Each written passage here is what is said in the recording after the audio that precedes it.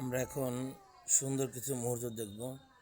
আসলে এরা দুইজন হচ্ছে মানে সঙ্গী সঙ্গিনী, বাট আবার ঝগড়াও করতেছে। এরা কিন্তু দুইজনে বেশ আমাদের এখানে থাকে, আমরা চিনি, এবং এরা দুইজন হলো হাজব্যান্ড ওয়াইফ। বাট ঝগড়ার সময় দেখেন, যদি এ থেকে একটা জিনিস স্পষ্ট যে মেয়ে মানে এরা পশু পাখিও ঝগড়া করে, আবার এরাই কিন্তু একসাথে থাকে।